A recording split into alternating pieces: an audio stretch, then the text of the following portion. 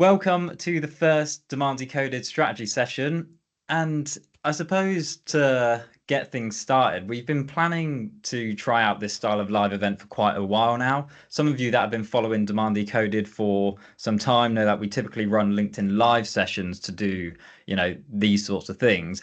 But we found that we were kind of missing the engagement that you get from seeing people on a call like this, seeing, faces, having people actually come on and talk with more in-depth questions and discussions. And I suppose aside from the things that would benefit us, we actually wanted to create something that brings us marketers together to actually understand the state of the industry. So not only can you learn more about, awesome strategic and tactical things, but you can also get a wider context and feel for what's happening in the marketing community. When people ask questions and have discussion points, you can kind of put yourselves in that position and just get a feel for everything really. So here we are, ready for the first strategy session. And just to give a little insight into how we're planning for this to work, firstly, we've got Phil and Chrissy on the call with us. So you know me and Phil probably from Demand Decoded if you haven't tuned in, if you've tuned in already. But if not, I'm marketing manager at Blend. Phil is co-founder, both very, passionate marketers. But the star of the show, I suppose, is the strategy mastermind, which is Chrissy. So she's head of strategy at Blend, working really with a range of businesses and our clients at implementing, B2B demand generation strategy. So has a lot of insight to give. I'm really looking forward to it. For the first 10 to 20 minutes of this session, we'll kick things off discussing a loose topic, which is all about how to transition from lead generation to demand generation effectively. And then once you've done that, how do you actually create that demand generation engine that will consistently fuel your pipeline? It's one thing transitioning, it's another thing actually becoming effective within that new approach to marketing. So the other thing is, if you do have any questions or discussion points at any time, please hit up that chat as much and as hard as possible, because if we want to make these really, really useful for everybody, we definitely want to hear from you as much as possible. We'd love it if you would come on camera to get a good back and forth conversation going. So when you do drop anything in the chat, whether it be a question or just a discussion point, please let us know if you want to come on camera. Still a little bit of context would be great, but we can go more in depth when you come on if you'd like. And also, it goes without saying, if you actually don't want to come on camera, that's totally cool too. If you've had a bad hair day or whatnot, we get it. I get it. So just let us know and we'll still discuss your question or point, and we can, chat in the chat. So just drop it in the chat as we go. We absolutely want to keep this as open as possible. So any questions or comments, even disagreements, like absolutely encouraged in the chat. We do want to hear from you. Okay, so to get the ball rolling actually in the chat and to give us a feel as we go through, there's two questions that would be great for everybody to answer, which is one, what is the ultimate North Star marketing KPI that you track? And in 3 words, what is the current biggest challenge with your marketing strategy? Now, let me just pop those questions in the chat as well, like just so we've got them for reference. So there we go. They're in there now. Be great to hear those. And okay, so let's get going with the discussion. So Phil, Chrissy, obviously we hear lots of marketers are currently struggling to drive growth in that lead generation approach. They talk to us about it. They come to us, for advice. When we have these conversations, where does that discussion usually start? And I think I'm going to spotlight you guys, so then you're bigger for everyone. Yeah, fantastic. Thanks, Dan. Hi, everybody. Thank you for coming. It's wonderful to have so many of you here. We're really looking forward to discussing this topic and future topics with you. But I'll dive right in, because the sooner we get through some sort of initial thoughts, the sooner we can get to hopefully some really fascinating questions and discussions. Something that I see basically universally whenever I look at the sort of marketing operations of either clients of Blends or businesses that we're invited to look at a closer level, or just any business that we get to look under the hood of their go-to-market operations. Something that I see almost universally is marketers, marketing teams, marketing directors, marketing managers, content creators doing great work to a really high standard and working really hard for their business. The quality of the effort that's going in is in no way the problem in the majority of situations.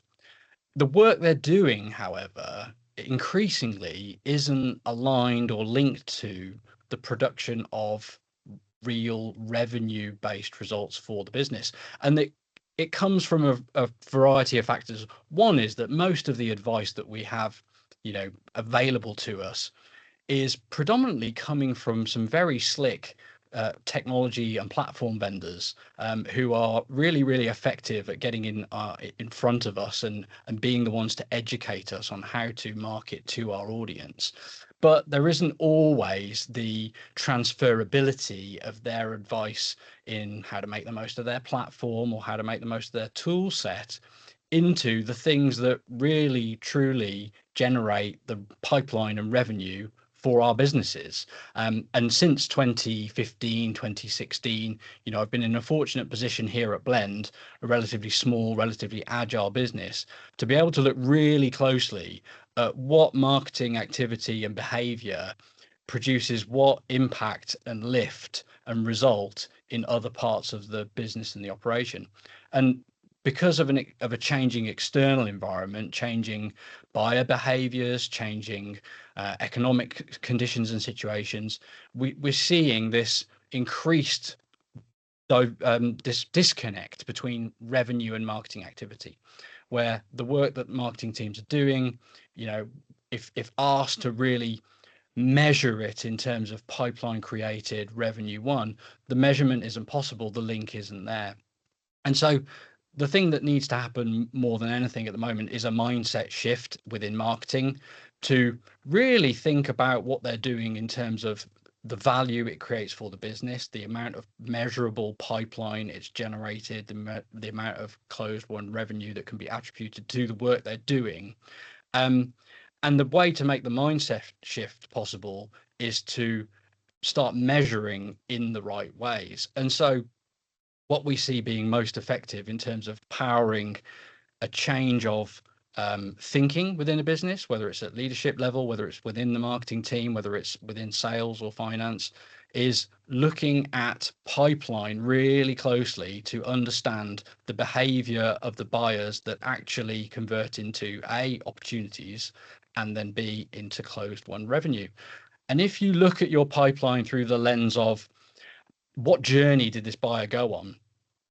At what point did they cease to be anonymous to us? And at what point did they disclose their information to us? And at what point did they disclose their intent to us? There's usually a really stark and clear picture painted, which is predominantly the majority of buyers for the majority of our businesses are increasingly remaining anonymous right up until the point that they are pretty confident that we're on their shortlist and pretty confident they want to talk to us about what we offer. So they'll very likely, and you can usually piece together the data to tell you this quite easily these days with the systems that most businesses are using. You'll see that the bulk of your opportunities in your pipeline and the revenue that you close is coming from buyers who were not being tracked for large parts of their journey, were not giving you measurable clicks and interactions and conversions and form submissions, and therefore were not the target of and the recipient of a lot of the very common marketing strategies that we're still to this day encouraged to optimize, lead conversion, lead generation, lead scoring, and so on. And so those things are typically not on the journey of the majority of the buyers that become revenue and pipeline. And so they're not producing growth and value for the business. Whereas you'll see that the majority of your real pipeline, your real closed won revenue is quite often buyers who are completely anonymous to your marketing stack, to your, to your operation, until they did something, very often a website form or an inquiry of some kind, right at the end of the purchase process, right at the bottom of the funnel, and very quickly becoming an opportunity in the pipeline, and very quickly, in many cases, closing into closed-won revenue. And by looking at pipeline in terms of the buyer journey prior to becoming that opportunity, prior to becoming closed-won revenue, you tend to see a pretty clear picture, which is, along the lines of, we're generating a certain percentage of our pipeline from our outbound sales effort, if we have one. We're generating a certain percentage from our marketing efforts, but of the ones that are produced by our marketing efforts, the vast majority are ones that were not the recipient of our lead nurturing workflows. We're not the downloaders of our content, and they were not ones that we identified by lead scoring or other mechanisms like that. And they were anonymous up until the point of purchase.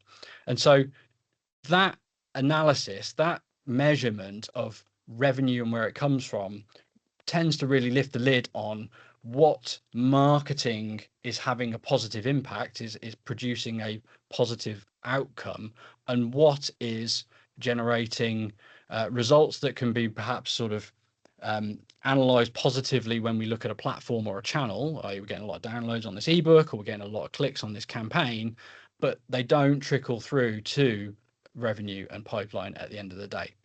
And so that's a really good place to start from a measurement standpoint, like really getting close and personal with your pipeline and see where it's coming from and where it isn't, crucially. What can then be very beneficial as a next step is to start to look at how well is your website as the key asset in your marketing sort of toolbox. How well is your website converting visitors that you get to it via many different channels and tactics: organic social, paid social, organic search, paid search, events, campaigns, and the like. All of these things bringing visitors to your website. What is the conversion rate from visitor to your website to high intent inquiry? Because if they're a high intent inquiry, the analysis of your pipeline will reveal probably that they will convert into an opportunity at a very high rate and close into customers at a pretty high rate as well.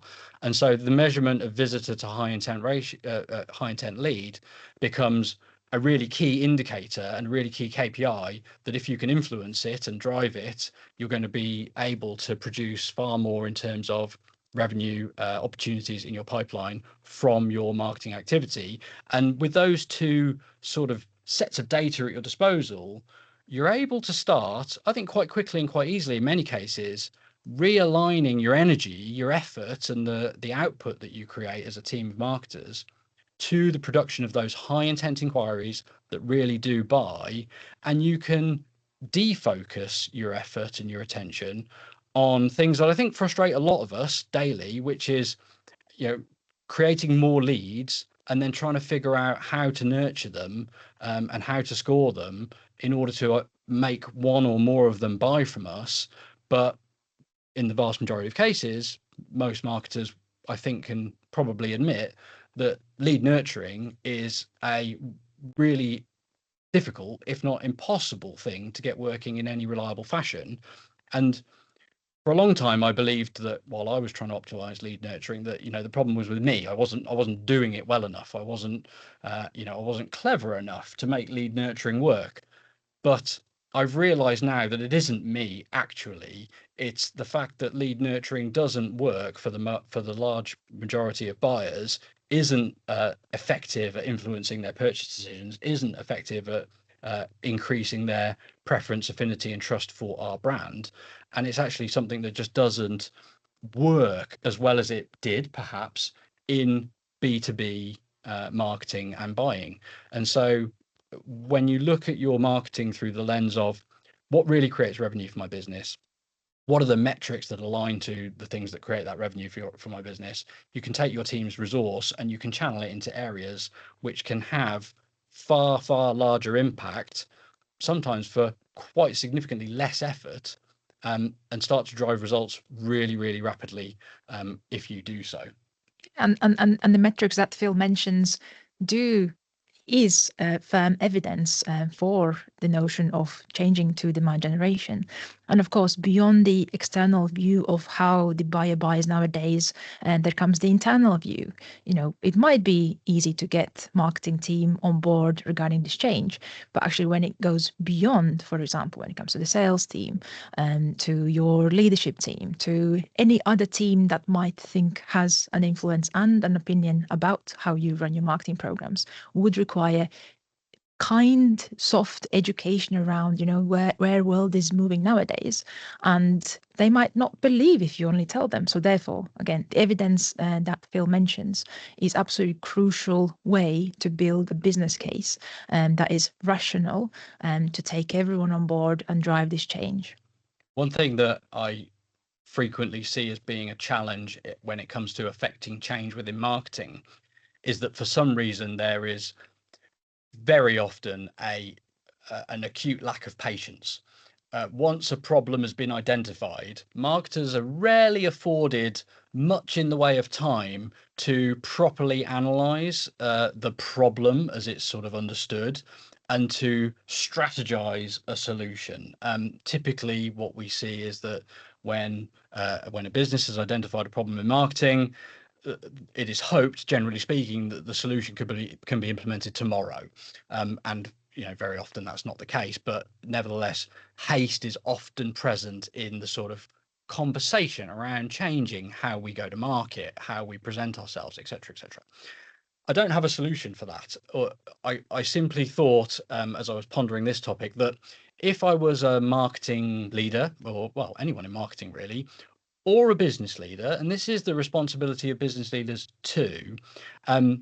If I was a marketing leader, a marketing person, or a business leader, and I was forming the opinion that there was a problem in the way that we use marketing to grow the business, to generate pipeline, then ideally my first action would be to, without really raising the alarm bells and without changing anything, put in place these measurements.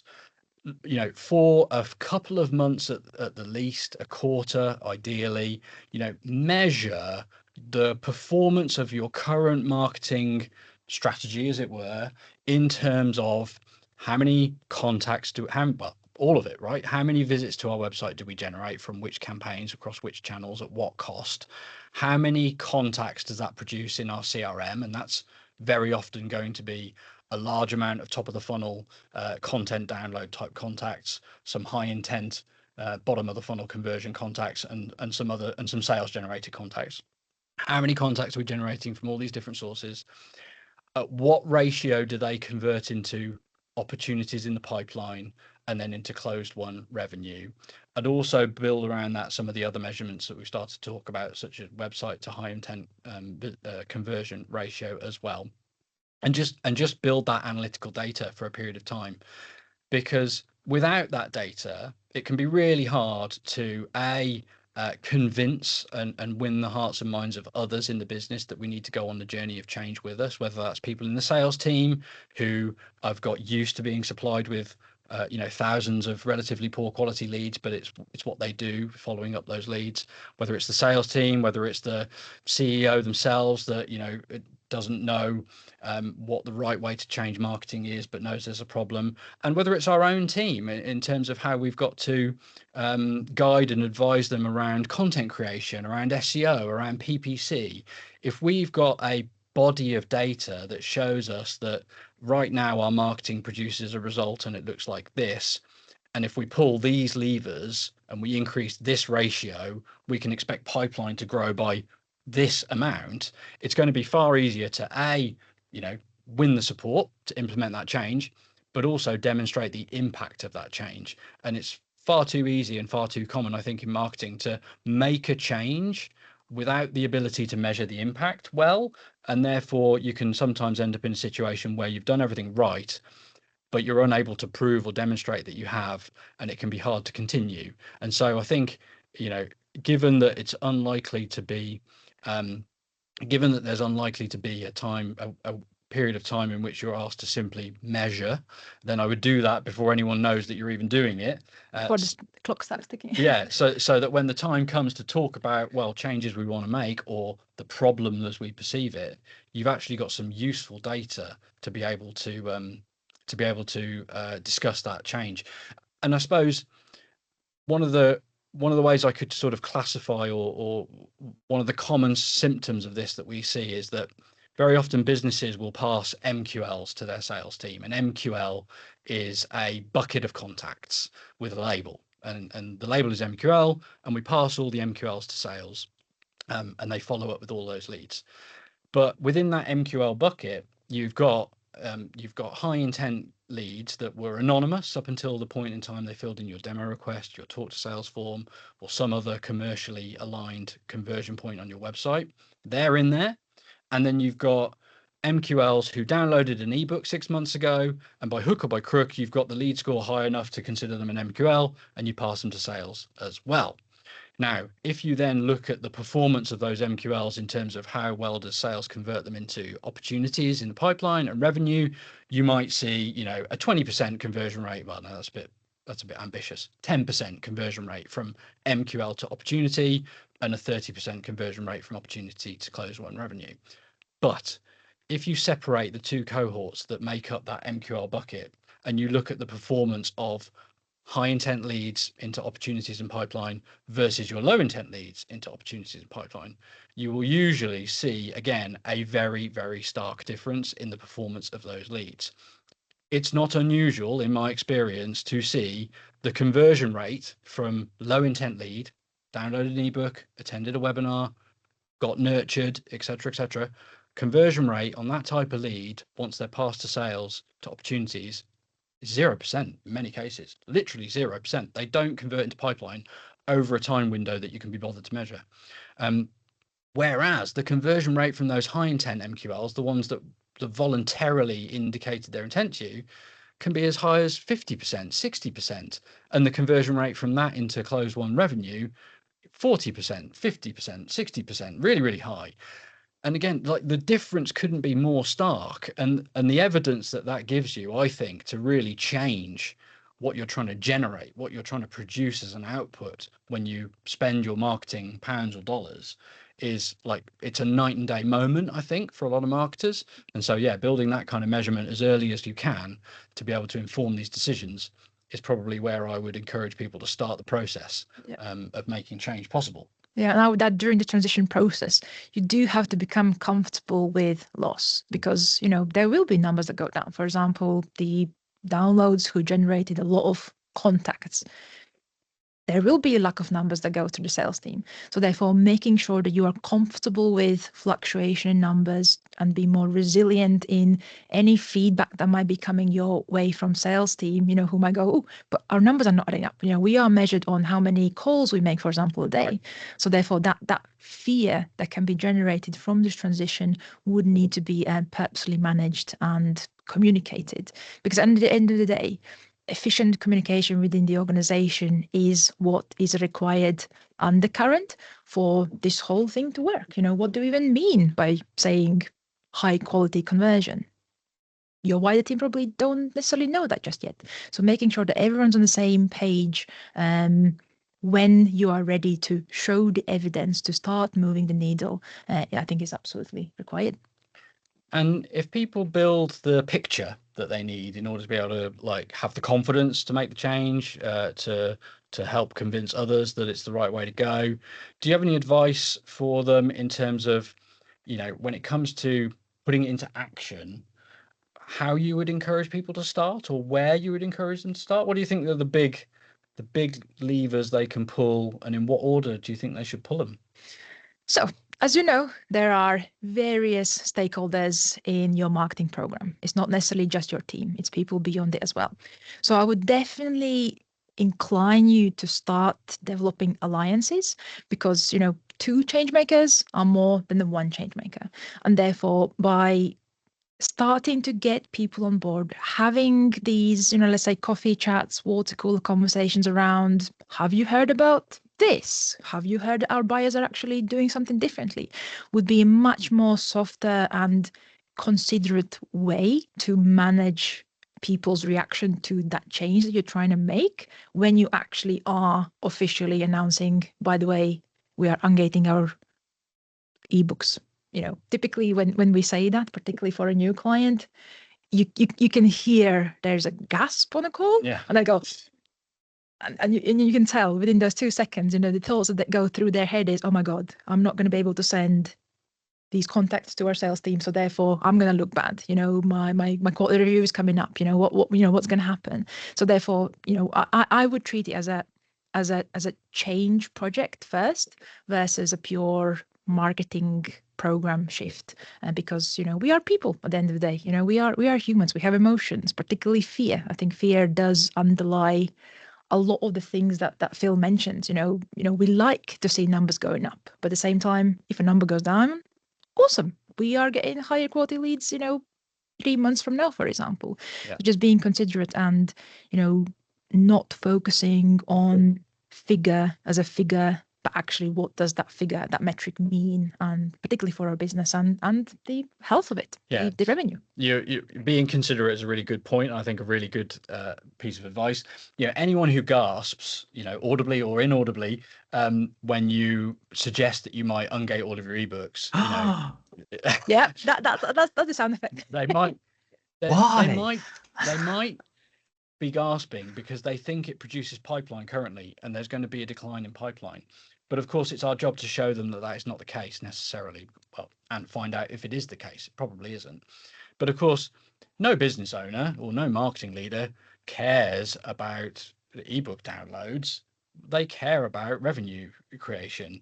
But the link, might be subconscious, might be conscious, but there's a link between those two things in the minds of some of our colleagues and stakeholders. So of course, it's an important part of the process to show people what's really going on inside that data and help them overcome those sort of misconceptions that they hold, which are not their fault. And I think the other thing to really encourage here is empathy, and to encourage and to give people the courage to deviate from what is a very loud, like, traditional way of thinking. I pretty much think that most marketers, hear every day advice, which in my experience goes directly against the real way to produce results for their business. And it can be really hard to find the courage, especially in a larger business where there's lots of stakeholders at play, to go a different direction. And so I think business leaders need to encourage their marketing teams to think critically about what's going on. Not take everything that's written or spoken about online at face value. Use their own data to scrutinize it. Trust their data.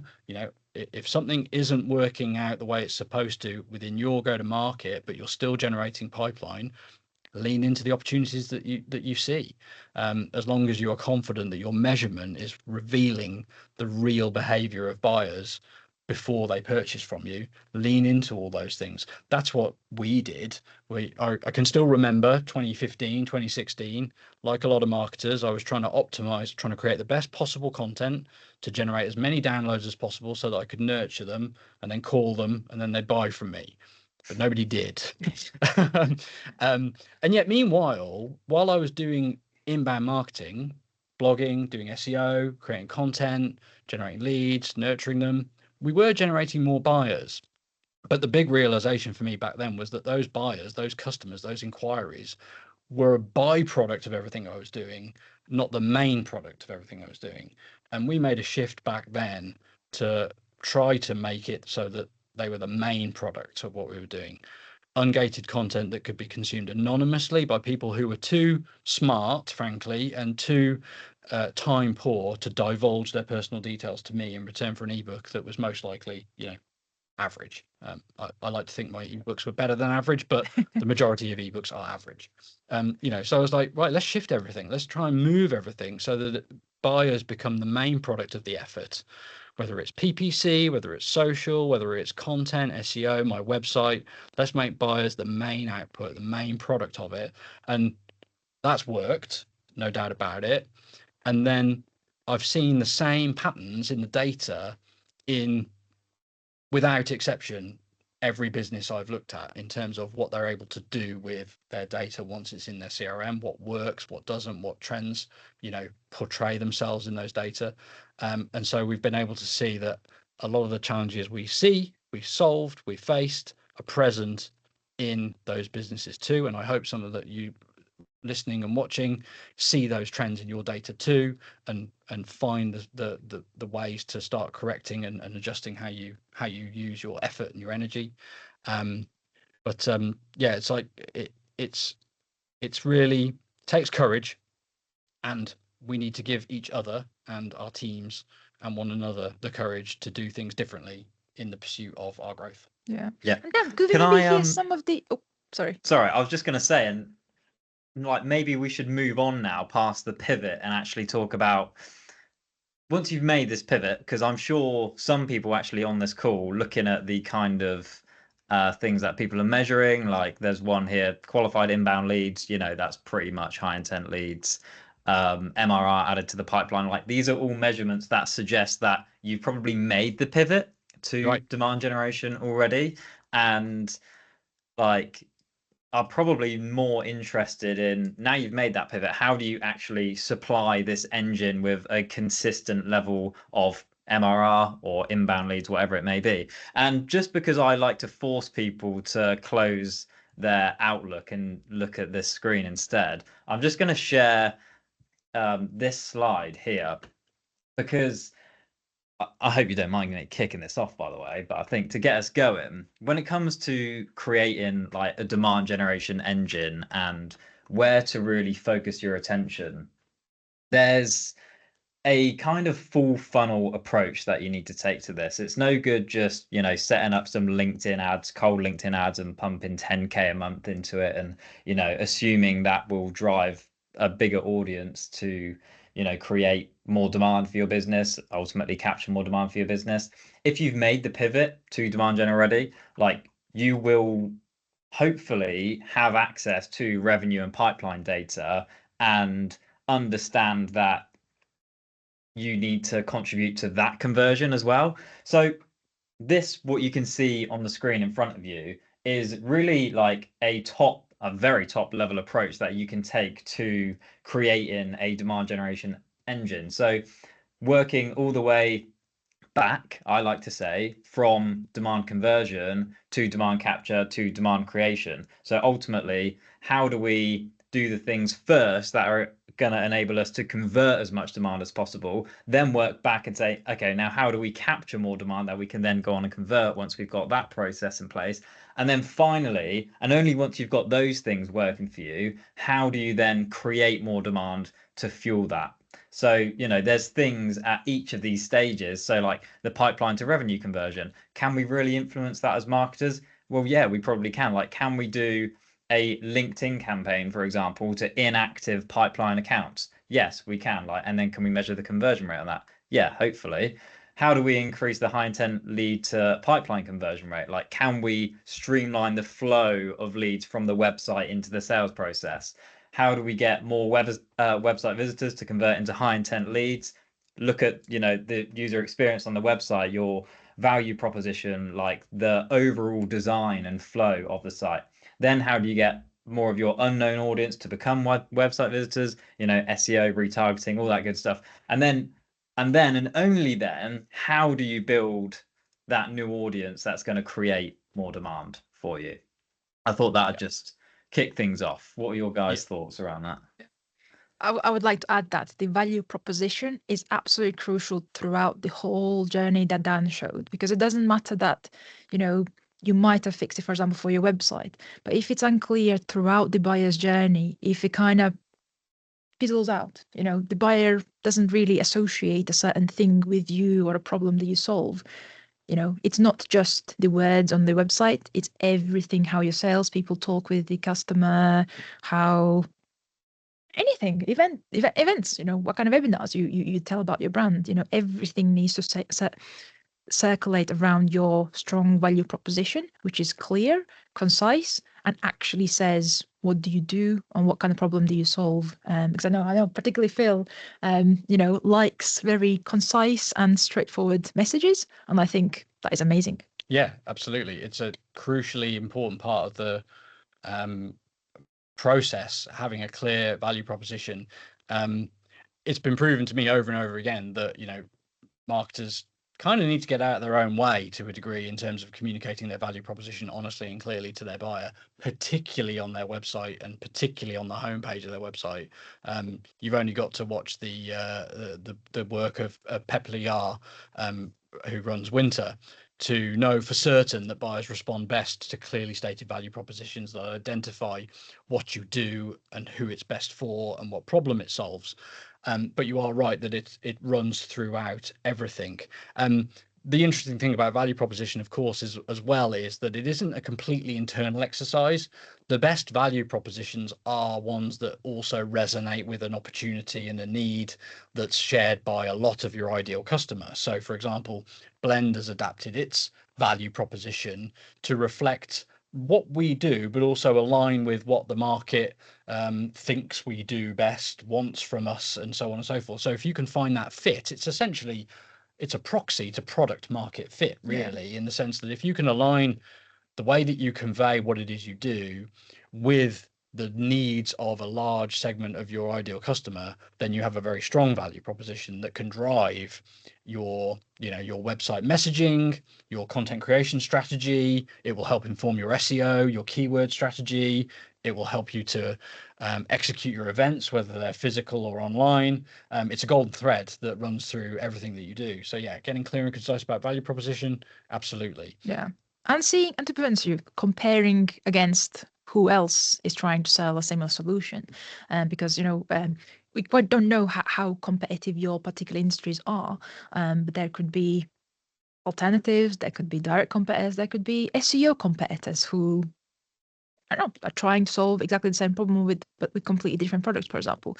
So you do have to remain cognizant of what the category for the problem that you're trying to solve is offering the market.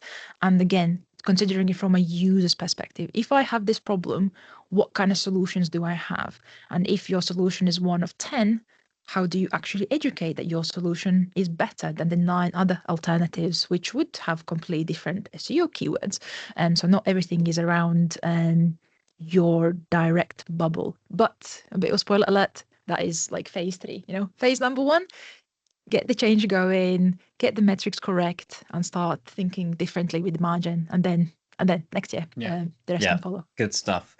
I just want to get into some of the stuff from the chat now. Great. So interestingly, Jim Banks was saying, I think it may have been as you were chatting earlier, Phil, around the concept of having 2 different buckets when it comes to measuring like demand generation and lead generation versus demand generation, high intent versus low intent. We were kind of chatting. He said a second classification might be sales ready leads, which I think is a good shout, but is usually included in the high intent bucket, given their declared intent. Like a sales ready lead is probably somebody that's come to your website and said, I want to buy from you.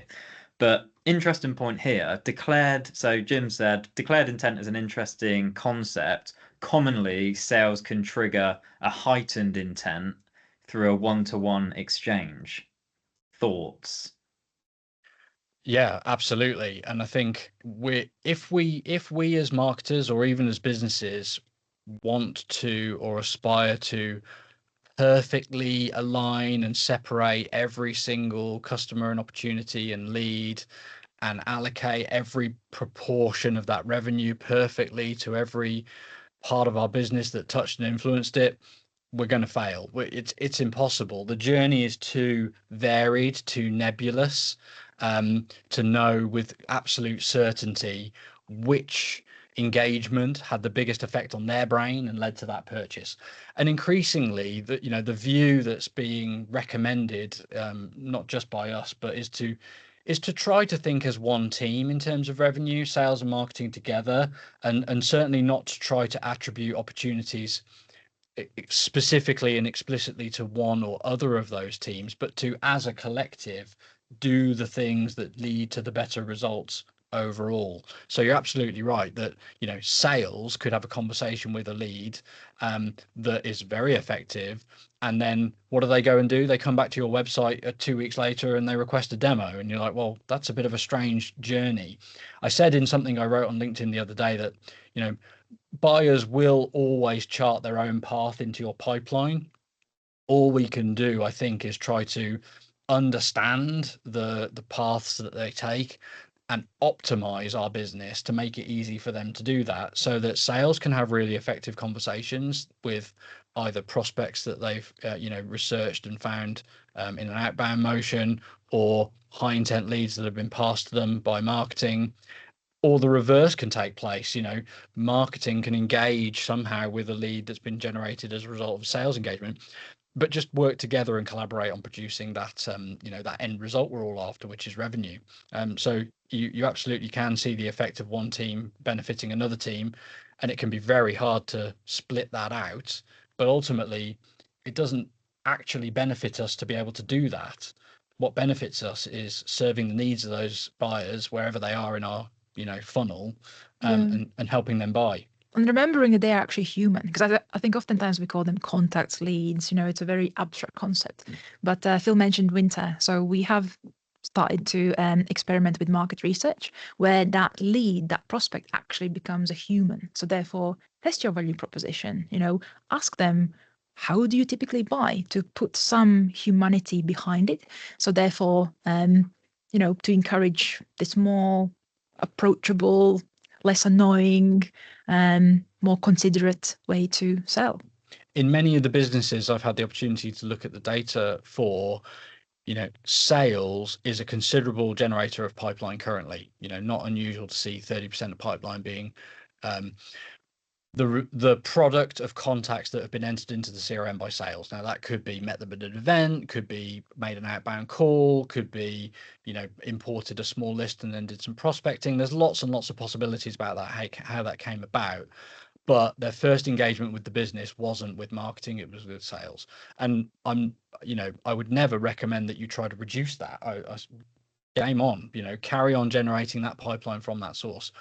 Where the big opportunity is typically is in the percentage of revenue and pipeline that is attributable, to the degree that it can be, to marketing. Shift that spend, shift that focus to high intent lead generation that will have really positive calls with sales and close at a high rate. And then you've got 30% plus 30%, and they're growing together. Whereas if your budget is invested in low intent lead generation, sales are not going to have quality calls with them, which is going to spend their resource, spend their effort for little outcome, and hamper growth. So yeah, all good thinking. It's all about creating buyers who want to buy at the end of the day and helping them to do so, and that's a team effort most of the time. Yeah, sorry, I was just trying to find the unmute button there. Gemma's asked an interesting question, and I'll just give you a bit of an overview before we bring her on. And as long as you don't mind the puppy barking, might start mine barking, so then we'll have like some mad bark off going on. But yeah, I think we'll just end the call. Asleep at the minute. Yeah, but it's usually when I start talking. So Gemma, so this is the question. What is your view on the new buyer intent and lead scoring tools in beta? I'm assuming this might be in reference to HubSpot. And how do you think they fit into a demand gen strategy? Do you have like any more context that you want to ask on that? Yeah, they're just the new tools in HubSpot. I mean, I've been playing around a lot with the sort of buyer intent tool in the last sort of few days and stuff. And it's kind of bringing up other businesses and stuff that have been sort of on the periphery that are looking at your content that haven't necessarily put their hand up yet or become contacts. And I was just wondering how useful do you think that is, or is it a bit of a red herring in terms of a demand gen strategy, and where would it fit in if it is part of a strategy? Interesting question. I'm trying to get my head around what to do with the data, basically. Yeah. I mean, for me, intent data is a sales resource, really, as in if you're going to try to prospect, then it makes sense to prospect among businesses where there is a higher than average likelihood that they know who you are, that they're researching your category or your sector. And there might be if you've got some track record of being able to turn prospecting into pipeline, which some businesses do have, not all not this one here, me, you know, then that data can be a really good way to, you know, provide knowledge, information, and insight to that sales team.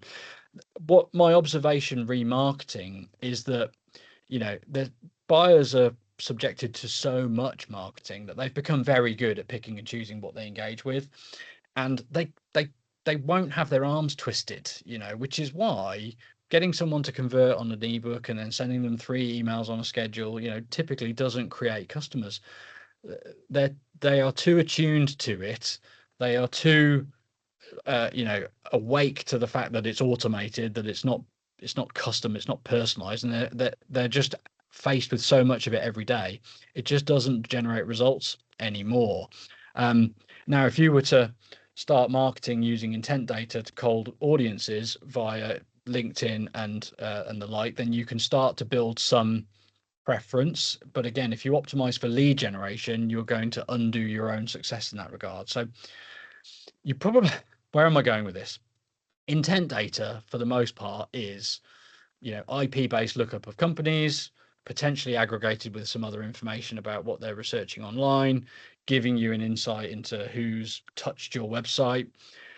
It's one of the data sources you can apply to your sales or marketing teams. You've just got to then measure the impact of doing anything aimed at that data. But in a marketing sense, knowing your buyer and aligning your use of SEO, of social, of paid to educating your ideal customer before they enter the purchase process while they're in the 95%, you know, if that is the right stat to use anymore, and letting the ones who decide for themselves that it's time to come to your website and who decide for themselves that it's time to talk to your sales team as a result of marketing that's aligned to that journey, you can usually have outsized results. Whereas pinning hopes, in my experience, on, you know, data that can shortcut that process or who can tell you the right person to call just so often doesn't produce, you know, significant results without enormous activity numbers or, you know, enormous spend on paid or enormous lead volumes. And I just think all of those things are an opportunity to sort of burn through the people that could buy from you, and potentially turn them away from you and turn them off you before they've even really considered what you offer. Because the buying committee is also a thing, right? So if you did reach out to one person, there are like 6 other members who also need to be influenced around your product, your solution being the ultimate solution to their collective problem. But beyond that, it probably does slightly differ industry to industry, you know, how urgent and big that problem is. What comes to mind is, for example, I don't know, if something's set on fire and you were looking for something to, I don't know, extra fire extinguishers, for example, that probably would be slightly quicker sale than, let's say, a complicated solution that requires, you know, full integration and IT teams okay to actually go for it. So that also needs to be, I think, considered, you know, how would that person respond to a direct outreach in correlation to their problem and how severe that problem is. Yeah. In conclusion, I think I've reached a conclusion in my mind anyway. Intent data is a sales tool that can maybe marginally or significantly, you'd have to test it, you know, improve the outcome of more or less cold outreach, and should be thought of as a sales asset and a sales tool. And, you know, we're not the first and can be a way, potentially, if you need to offset concern around decreased lead volumes coming from a shift to demand generation marketing as opposed to lead generation marketing. Not that that should concern anyone, truthfully, given the very, very low pipeline performance of that type of lead, but concern some it might. And Alistair Coursey at Cognism did a wonderful job of helping her business pivot from lead generation to demand generation. And one of the things that they did there was outfit their sales team with good intent data, I believe, so that they had a source of leads to call and prospect that weren't ebook downloads, but could, you know, nevertheless give them what they needed in terms of volume. Marketing, demand generation marketing, I think, is about reaching your ideal customer, as many of them as possible, as early as possible, to influence, educate, and inform their views on your category, move some of them into the purchase process. And when they are in the purchase process, as a result of your work or anyone else's, be really effective at getting them onto your site through your content and converting them on your site into a possibility to sell, into an opportunity in the pipeline. And marketing can do that at scale if you're optimizing for those things and not letting yourself be distracted by, other maybe harder to measure, maybe harder to prove techniques that are, sound nice in theory, but I think we all know unlikely to work to the degree that we would hope, and therefore could be quite hard to prove the ROI of. Yeah. Two rapid things on intent data from me. I think if you've already got outbound set up and you're not using any intent data, use intent data because it's better than nothing. If you're doing lead generation and you're paying, $25 to $50 for a lead, use intent data combined with some sort of contact database because the leads are cheaper and similar intent. There is none. So, there's definitely room for it, I think. If you're sorry, go on.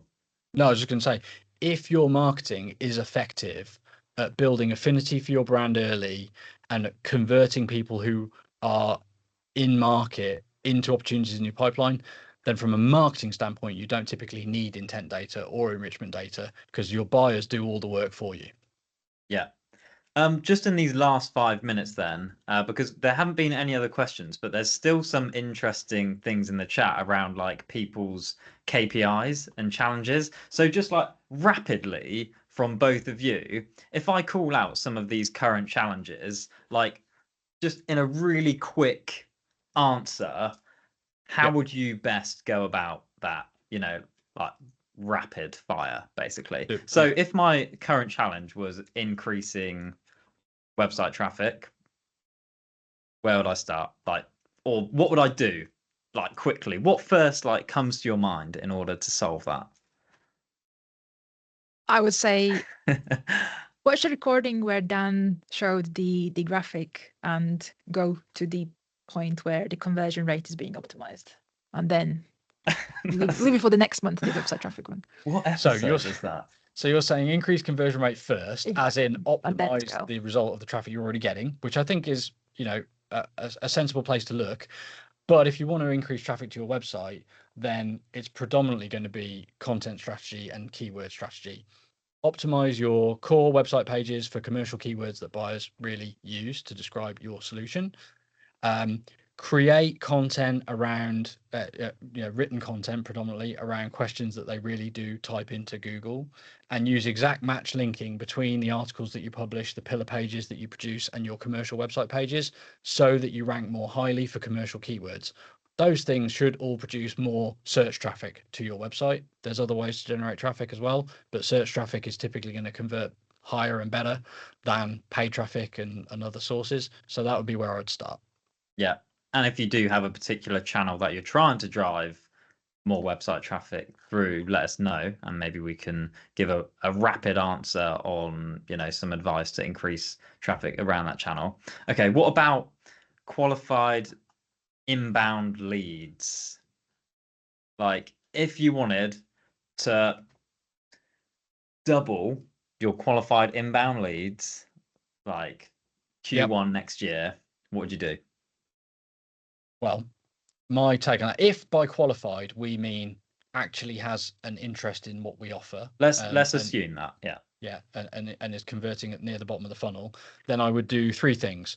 I would optimize the attractiveness and mutual value of the key call to action on our website. So I would change contact us, because that's really poor and doesn't generate lots of pipeline, to either talk to sales, book a demo, take a trial, something of that nature to increase the value and the mutual benefit of completing that conversion. That will typically increase conversions into pipeline or near to it.